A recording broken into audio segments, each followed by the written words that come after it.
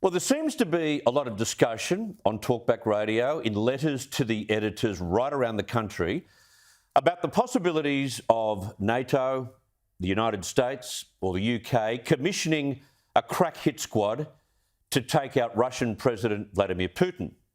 It seems to be a real hope for many people that the way to stop this needless war is to try and take out this complete evil megalomaniac. And I get that because this is an authoritarian regime which won't even admit it's invaded Ukraine.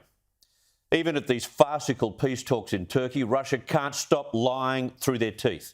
Every time a ceasefire is agreed to allow displaced Ukrainians to flee, and that has to be the first step to any negotiations, they do the unthinkable.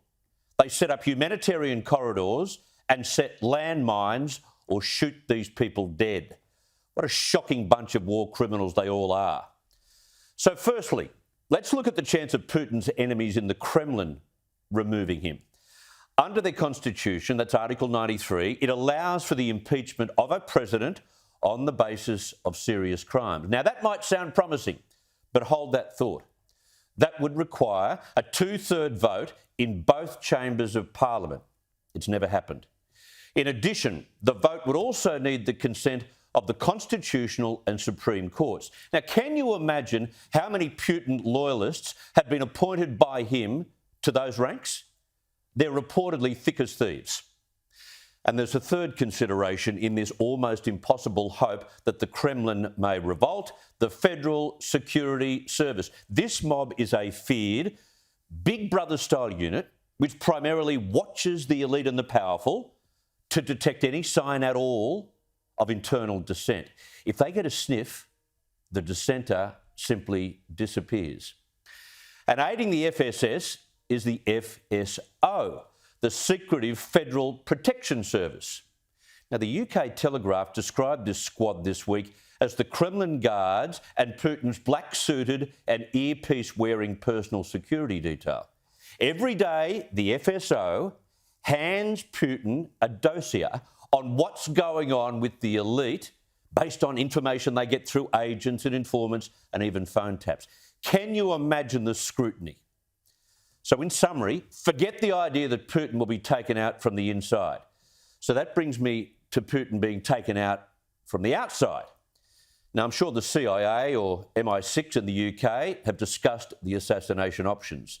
Well, again, the UK Telegraph reports that the security protocols around the body, as Putin is known by his security detail, are massive. They're complex, they're comprehensive, to the point of major paranoia. He doesn't travel outside his palaces or outside the Kremlin.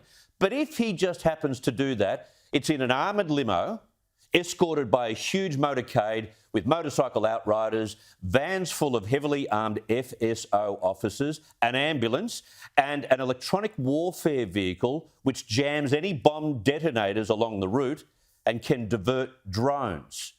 Good luck getting through that. Putin also has a food taster for every meal, while body sensors monitor for pathogens and poisons. Talk about super paranoia.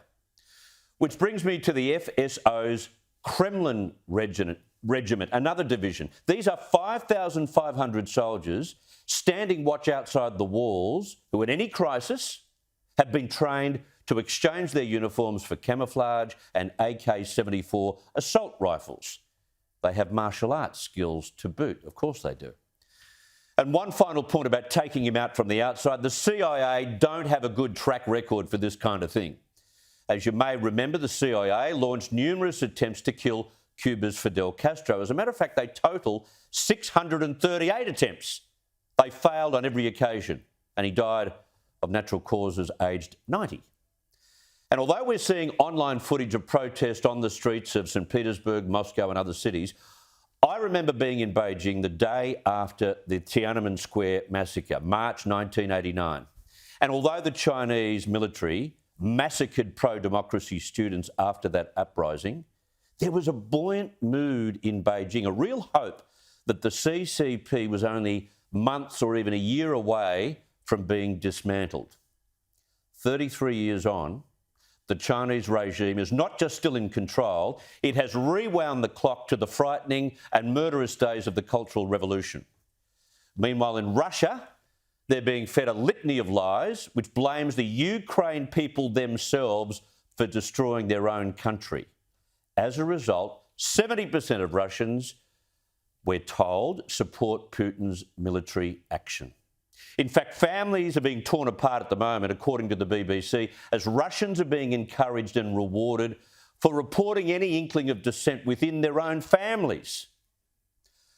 The hope of justice at this time involving Putin being removed, both or either internally or externally, looks as impossible as it ever has been.